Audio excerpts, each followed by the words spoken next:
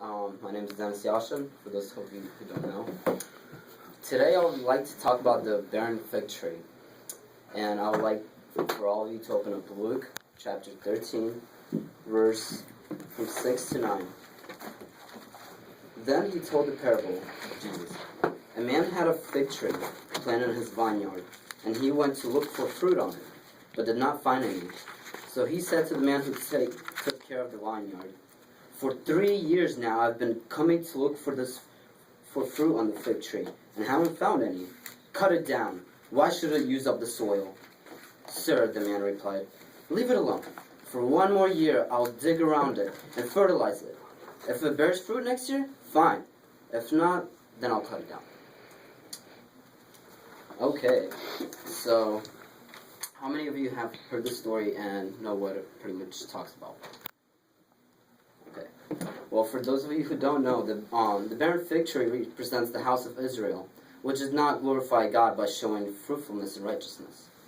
And it also represents Christians who are saved but are not productive in God's kingdom.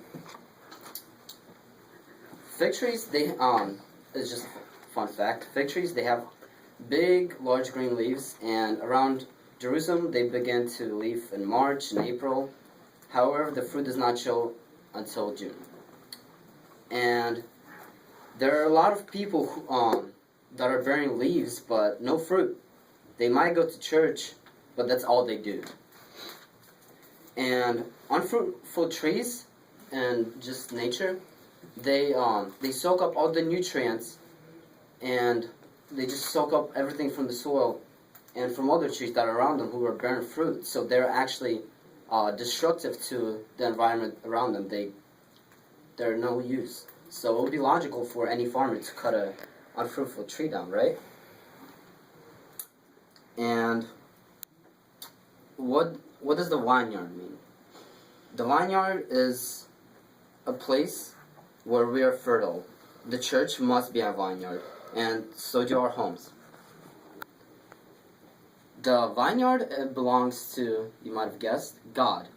And He wants to see fruit from us because He paid the price to plant us, and He took the time to plant us and to see us grow. A lot was put into us just so to see the first fruit. You never know how much years it might be before a person bears his first fruit. And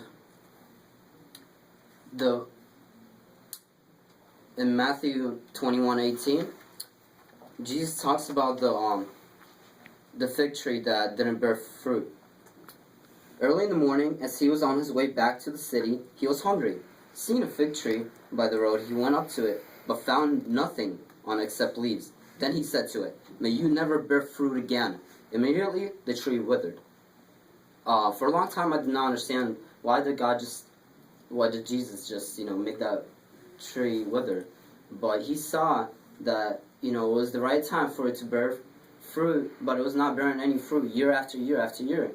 And there comes a point where God just says enough, and He made the tree wither. And that's a scary moment in our lives. It can happen.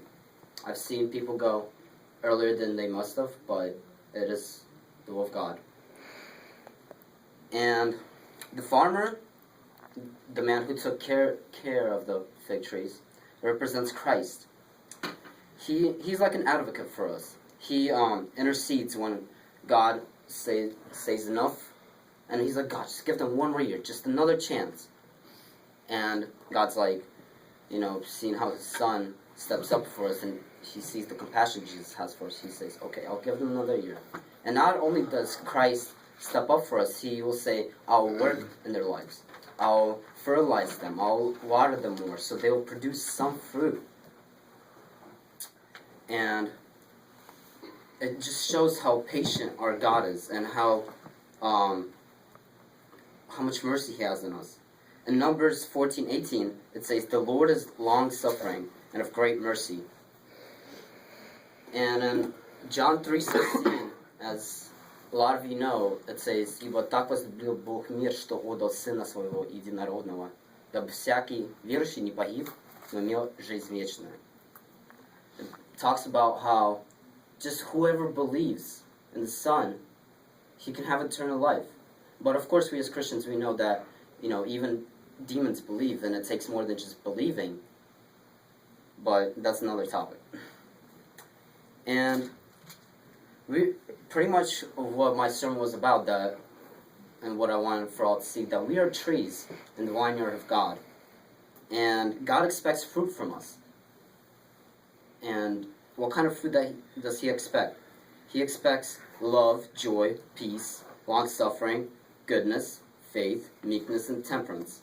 It says in Galatians 5:22. So, I pray and hope that we all start bearing fruit this year, that we will have a fruitful year.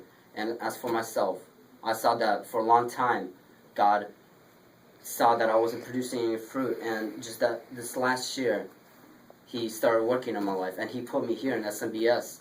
And I believe that this will be a fruitful year for me and for everyone that is here. Thank you for your time. Amen.